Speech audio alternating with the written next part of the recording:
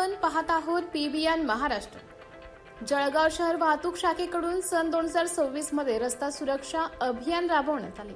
या मोहिमेदरम्यान कर्कश आवाज करणाऱ्या दुचाकी, बुलेट सायलेन्सर आणि अवैधरित्या लावलेल्या फॅन्सी नंबर प्लेटवर मोठ्या प्रमाणात कारवाई करण्यात आली।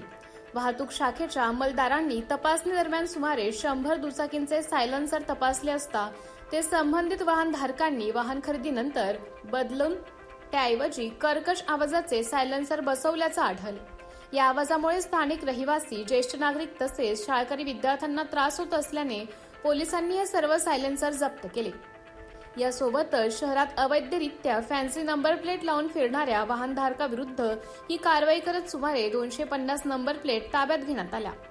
पोलीस अधीक्षक श्रीकांत धिवरे यांच्या आदेशाने जप्त केलेले सायलेन्सर रोड रोलरच्या साहाय्याने चेपून निकामी करण्यात आले।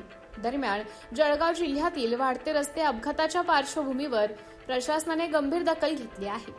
मोटार वाहन कायद्यानुसार विना हेल्मेट वाहन चालवणे, ट्रिपल सीट, अल्पवयीन चालक, रॅश ड्रायव्हिंग, बेशिस्त वाहन चालक, नो पार्किंग उल्लंघन, अवैध प्रवासी वाहतूक, मद्यप्राशन करून वाहन चालवणे, रॉंग साइड ड्रायव्हिंग, मोबाईलवर बोलत असताना वाहन चालवणे तसेच कर्कश सायलेन्सर वापरणे यासारख्या प्रकारांवर विशेष पथकांमार्फत कठोर कारवाई सुरू करण्यात आली आहे।